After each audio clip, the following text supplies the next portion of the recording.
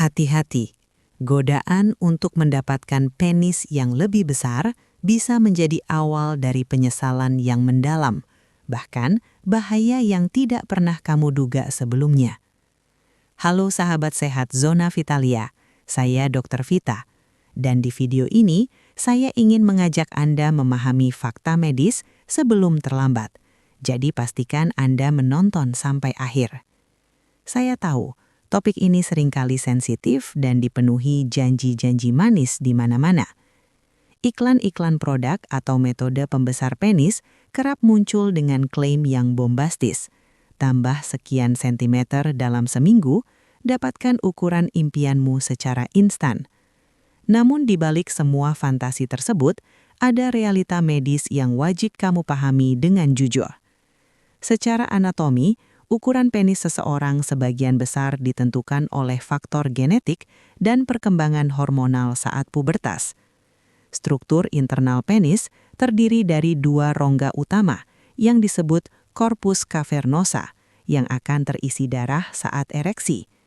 Rongga-rongga ini diselimuti oleh selubung elastis yang sangat kuat yang disebut tunika albuginea.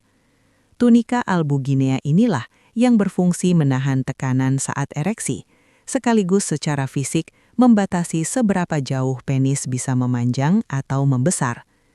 Artinya, klaim penambahan ukuran yang drastis dan instan secara fisiologis tidak mungkin terjadi tanpa intervensi medis yang sangat kompleks. Intervensi tersebut beresiko tinggi dan seringkali justru membawa dampak buruk seperti disfungsi ereksi, jaringan parut, atau bahkan deformitas permanen.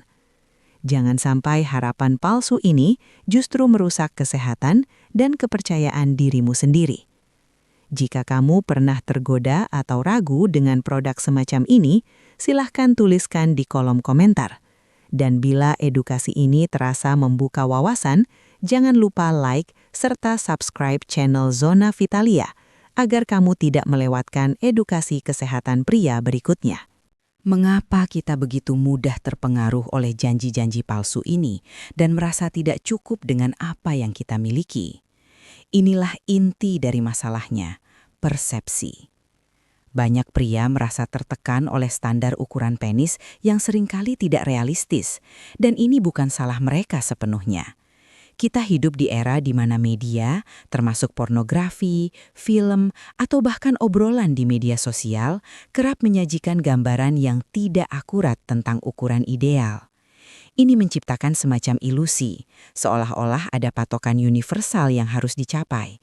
Padahal dalam realitanya, variasi ukuran penis sangatlah luas, dan itu normal.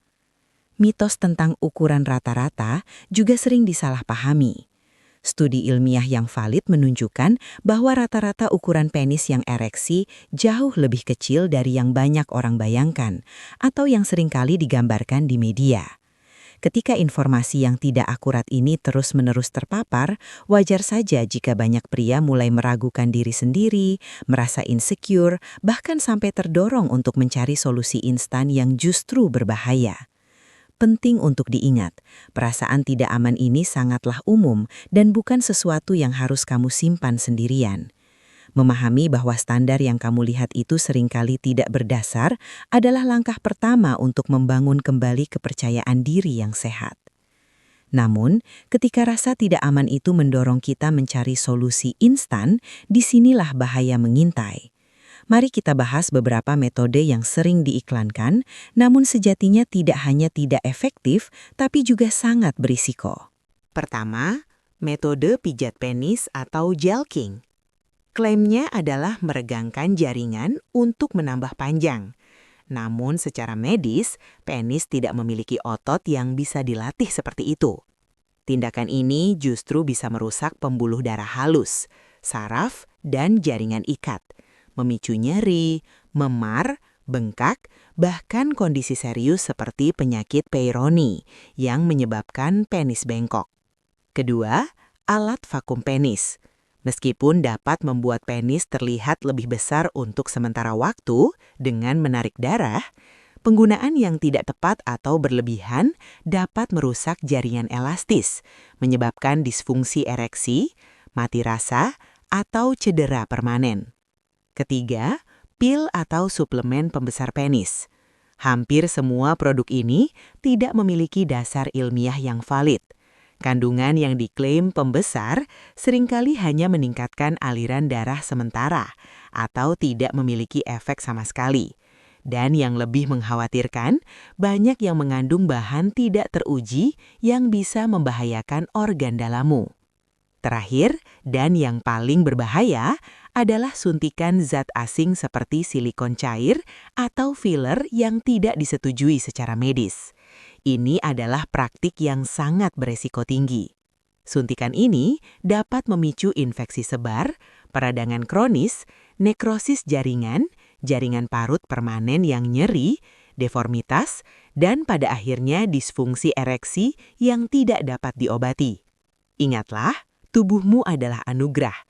Jangan sampai tergiur janji palsu yang justru merenggut kesehatanmu.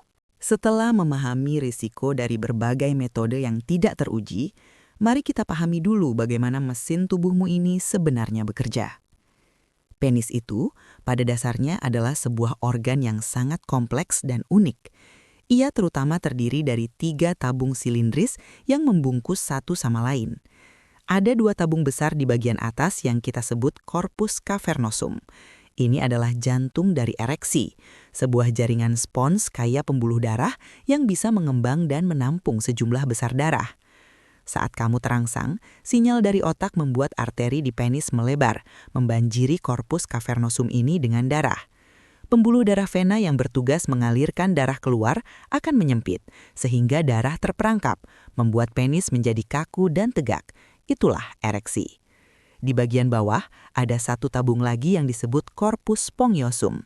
Tabung ini membungkus uretra, saluran untuk urin dan semen. Corpus spongiosum ini juga ikut terisi darah saat ereksi, tapi tidak sekaku corpus cavernosum. Fungsinya penting agar uretra tetap terbuka dan tidak tertekan selama ereksi, memungkinkan ejakulasi. Nah, dari penjelasan anatomi ini, kita bisa pahami bahwa ukuran penis, baik dalam kondisi lemas maupun ereksi, sebagian besar ditentukan oleh struktur jaringan ikat, elastisitas pembuluh darah, dan kapasitas corpus cavernosummu. Faktor-faktor ini pada gilirannya sangat dipengaruhi oleh genetik atau keturunan. Jaringan-jaringan ini bukanlah otot yang bisa dilatih untuk membesar secara signifikan. Mereka memiliki struktur yang relatif tetap. Ini berarti mengubah ukuran secara drastis itu nyaris tidak mungkin. Dan jika dipaksakan, justru beresiko merusak mekanisme alami yang kompleks ini. Maka, upaya untuk memperbesar ukuran penis melalui metode yang tidak didukung bukti ilmiah bukan hanya akan berakhir sia-sia, tetapi juga membuka pintu lebar bagi serangkaian cedera fisik yang serius dan berpotensi permanen. Salah satu yang paling mengerikan adalah fraktur penis. Ini sebenarnya adalah pecahnya tunika albuginea, selubung fibrosa kuat yang membungkus corpus cavernosum yang terjadi akibat trauma tumpul ekstrim pada penis yang sedang ereksi. Gejalanya seringkali disertai suara pop yang jelas, nyeri luar biasa, dan pembengkakan cepat.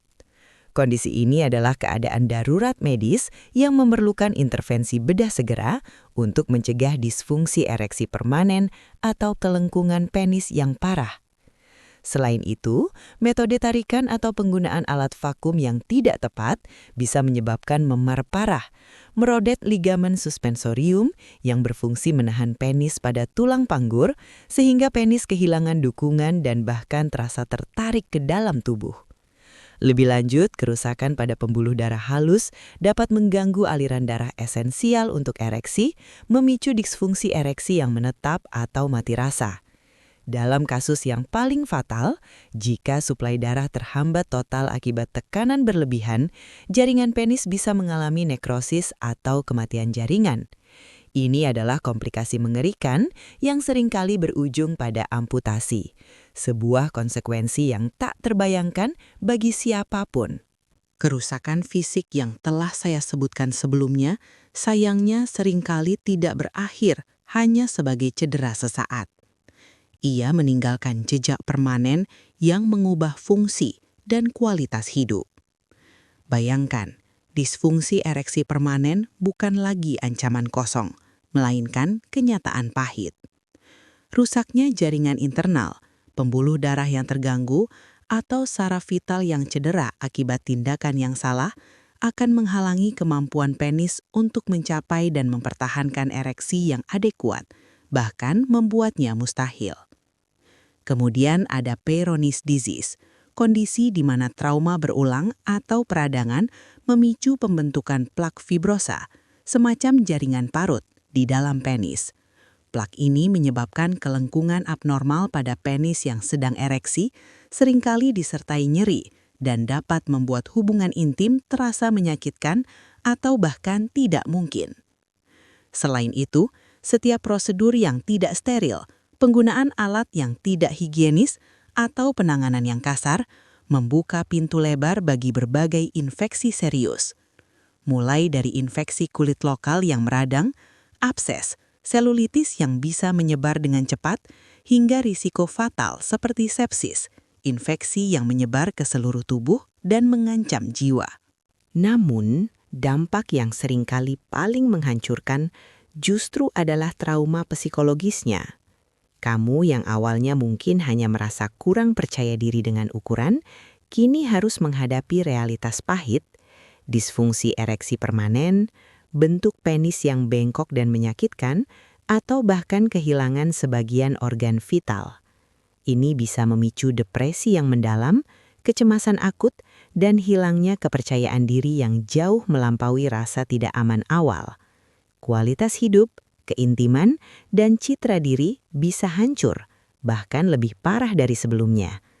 Ingat, masalah ukuran sejati seringkali ada di kepala, tapi kerusakan fisik ini nyata dan traumanya bisa jauh lebih mengakar. Setelah mendengar berbagai resiko mengerikan dari tindakan yang salah, mungkin kamu bertanya-tanya, apakah ada solusi yang benar-benar aman dan terbukti secara medis? Jawabannya tentu ada, namun penting untuk memahami bahwa ini berlaku untuk kondisi medis spesifik, bukan sekedar ketidakpuasan estetika atau persepsi semata. Secara medis, kondisi mikropenis adalah diagnosis yang sangat langka, didefinisikan ketat oleh pengukuran klinis. Untuk kasus terdiagnosis mikropenis, bukan hanya persepsi, ada pilihan operasi rekonstruktif. Tujuannya adalah memulihkan fungsi dan sedikit menambah dimensi, sering melibatkan teknik bedah kompleks seperti transplantasi jaringan. Prosedur ini sangat jarang dan hanya dilakukan oleh dokter spesialis urologi setelah evaluasi menyeluruh. Lebih umum, banyak kekhawatiran justru berpusat pada disfungsi ereksi atau masalah kinerja yang kerap disalahartikan sebagai masalah ukuran. Untuk disfungsi ereksi, ilmu kedokteran menawarkan beragam terapi yang terbukti aman dan efektif, mulai dari modifikasi gaya hidup, obat-obatan oral, injeksi, alat bantu vakum, hingga implan penis. Semua pendekatan ini fokus pada pemulihan kemampuan ereksi, bukan menambah ukuran secara signifikan. Kuncinya adalah konsultasi dengan dokter spesialis urologi. Mereka adalah ahli yang terlatih untuk mengevaluasi, mendiagnosis, dan menawarkan solusi berdasarkan bukti ilmiah yang kuat, bukan janji palsu. Jika kamu memiliki kekhawatiran yang tulus, jangan ragu mencari bantuan profesional. Ada harapan dan ada jalan yang aman untuk mendapatkan penanganan yang tepat. Kunci sebenarnya dari kesehatan seksual yang utuh, dan ini yang sering kali terlewatkan, bukanlah semata-mata pada dimensi fisik. Percayalah, studi demi studi menunjukkan bahwa kepuasan seksual yang mendalam jauh lebih kompleks daripada sekedar ukuran penis.